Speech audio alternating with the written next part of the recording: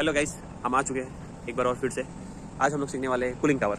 ठीक है, cooling tower के बारे में। जो चिलर का ही एक पार्ट है उसको कूलिंग टावर बोला जाता है। ठीक है, तो कूलिंग टावर जो चिलर का जो कंडेंसर साइड में लगा रहता है, जो कंडेंसर का हीट होता है उसको रिड्यूस करता है, उसको टेम्परेचर को रिड्यूस करता है, उसको बोला जाता है कूलिंग टावर। ठीक है, डिक्रीज करता है जो टेम्परेचर हाई टेम्परेचर रहता है इसलिए। तो हम लोग का वहाँ पे कूलिंग टावर लगा हुआ है, वो जो देख रहे हैं वो ग्रीन कलर का, वो एक 3 कूलिंग टावर है। तो 3 कूलिंग टावर लगा हुआ है। तो चलते हैं, देखते हैं क्या क्या है क्या नहीं है। बहुत सारा कुछ सीखने मिलेगा और बहुत सारा पार्ट्स के नाम कैसे करके कूलिंग टावर काम करता है। ठीक है, तो चलते हैं। इन वाला जो पाइप देख रहे हैं ना, 1 2, ये चिलर का पाइप है, condenser side, chiller condenser side. ठीक है, और वो जो ग्रे वाला देख रहे हैं ना, वो इवेपोरेटर साइड पाइप है।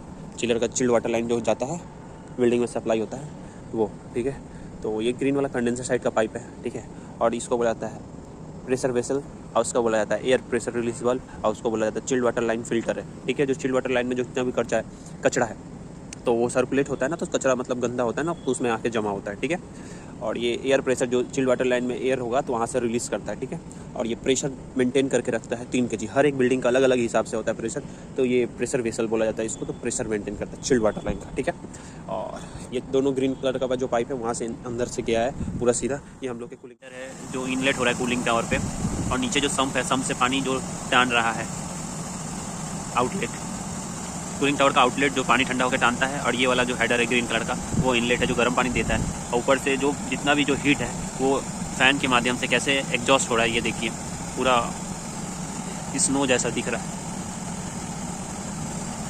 तो कूलिंग टावर का यही वर्किंग प्रिंसिपल है। और वो सब ऐसे ऐसे करके जो जाली देख रहे कटा कटा, ये है फील्ड्स जो एयर फ्लो और एयर कटिंग को मदद करता है प्रॉपर पानी ठंडा होने में। अगर वो नहीं रहेगा तो जहाँ से एयर इन हो रहा है वहाँ से एयर इन नहीं होगा, तो प्रॉपर पानी में टच नहीं होगा एयर, तो अच्छा से एफिशिएंट नहीं होगा ये कूलिंग टावर। वो सब लगाने से उसको फील बोला जाता है। वो पत्ती जो है ऐसे ऐसे करके उसको लगाने से वो हर एक जगह से एयर गैप है जो हर एक जगह से टानता है, तब इफिशिएंट माना जाता है। इसका यही वर्किंग प्रिंसिपल है इस कूलिंग टावर का। 3 कूलिंग टावर लगा हुआ है, एक वहाँ पे है 2, और एक उसके बाजू में है 3। तो यही सब होता है वर्किंग प्रिंसिपल इस कूलिंग टावर का। ऐसे ही करके वर्किंग प्रिंसिपल है, कैसे करके इन होता है, फिर कैसे करके आउट हो रहा है, तो पानी कैसे ठंडा हो रहा है। ड्रॉपर लगा रहता है पानी को बचाने के लिए, क्योंकि फैन का आरपीएम इतना तेज़ रहता है कि पानी के साथ साथ हीट को भी रिलीज़ करता है। तो हम लोग पानी को बचाने के लिए उधर पर ड्रॉपर लगाते हैं, ड्रॉपर नेट, तो पानी बचता है। वैसे करके ही काम होता है कूलिंग टावर का। अभी कूलिंग टावर कटअप हो चुका है क्योंकि ये 5 डिग्री मेंटेन करते हैं। हम लोग का चिलर में सेट पॉइंट दिया हुआ है कंडेंसर का, अगर 5 डिग्री मेंटेन करेगा तो सही है। अगर 5 डिग्री से ऊपर वाटर टेम्परेचर जाएगा तो फिर से ये फैन मोटर ऑन होगा, तो फिर से हीट पानी का निकालना स्टार्ट होगा। कंटिन्यू ये साइकिल चलते रहता है। ऐसे ही करके इसमें वर्किंग है और कुछ नहीं है इसमें।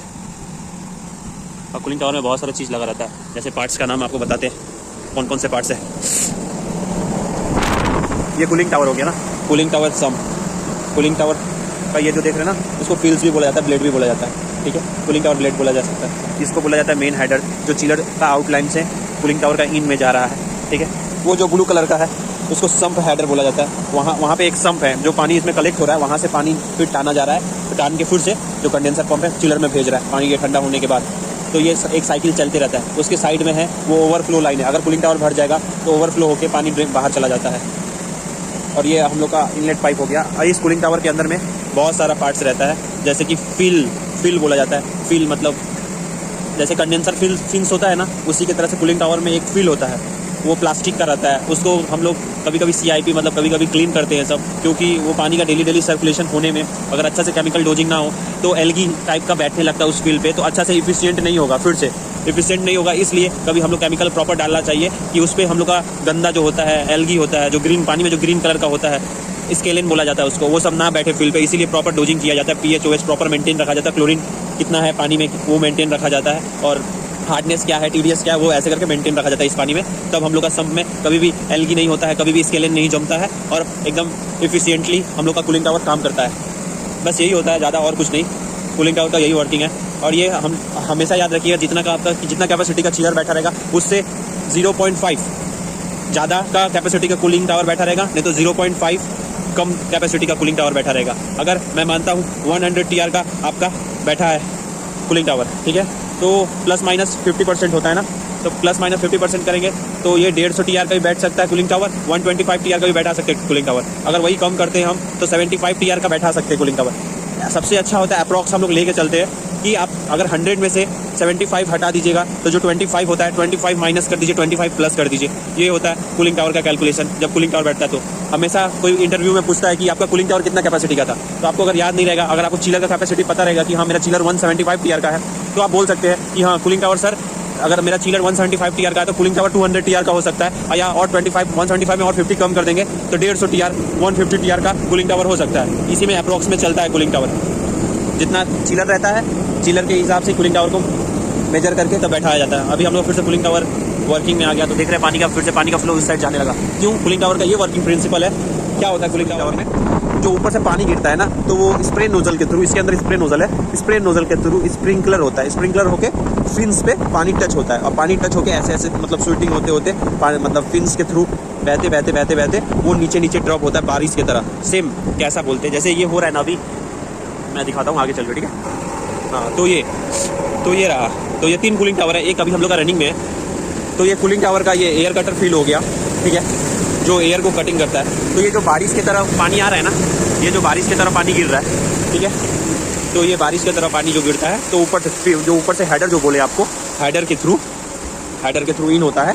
इन होने के बाद वो फिल से पानी टकराता है, स्प्रिंकलर करता है, स्प्रे नोजल स्प्रे करता है तो फिल से पानी टकराता है, जैसे आपको दिखाते हैं। ये देख रहे हैं ना ब्लैक वो सब फील्ड्स है, 1 2 3 4 सेक्शन में बहुत बड़ा बड़ा फील्ड्स है, ठीक है। तो वो हेडर जब जाता है, हेडर जब स्प्रे करता है तो फील्ड्स के थ्रू पानी टकरा के इस संप में गिरता है। तो फैन ब्लेड क्या करता है, उसके ऊपर में फैन ब्लेड लगा हुआ है, तो फैन ब्लेड क्या करता है, फैन जब घूमता है, ठीक है, तो हीट भी तो मतलब रिड्यूस करना है पानी का, तो जब फैन घूमता है ना तो यहाँ से हवा इनटेक होता है, ठीक है।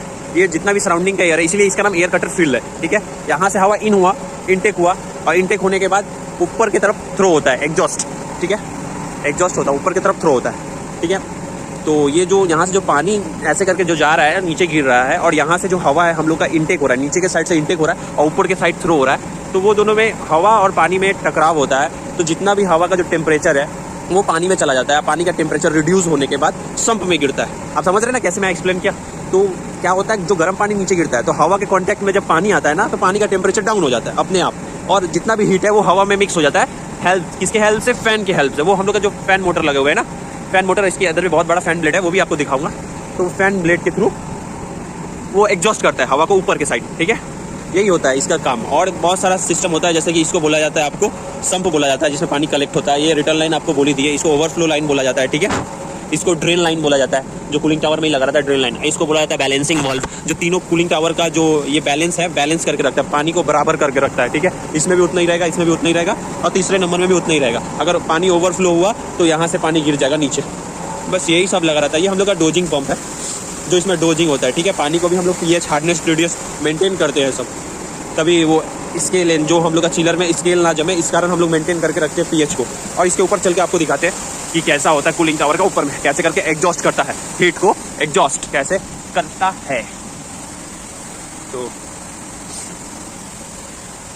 तो ये देखिए,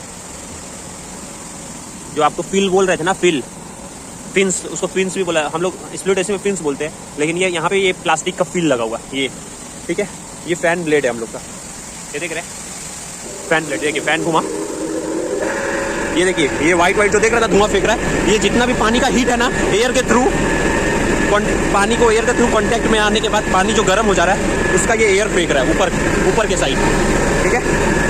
और ये फैन ब्लेड चलने लगा तो ये फील होता है, और वो फैन ब्लेड होता है, इसके अंदर बेल्ट लगा हुआ है, ठीक है, बेल्ट और मोटर लगा हुआ है, ठीक है। इसको ही हम लोग मेंटेनेंस करते हैं। जो वो देख रहे हैं ना, वो फैन ब्लेड, वो उसको पूरा फैन असेंबली है, ठीक है। इसके ऊपर में एक बड़ा सा पुली लगा हुआ है, वो पूरा एक फैन असेंबली उसको बोला जाता है, फैन असेंबली, जैसे आपको दिखाते हैं उसमें, वो देख रहे हैं ना, ये वाला, इसको फैन असेंबली बोला जाता है, ठीक है। तो तभी घूमता है। बस यही सब रहता है एक कूलिंग टावर में।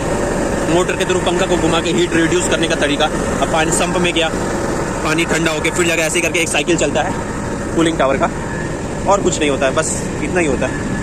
तो आप सभी को कैसा लगा? अगर आपको ये सब चैनल पसंद आता है तो मेरे चैनल को सब्सक्राइब और लाइक करना ना भूलें। बस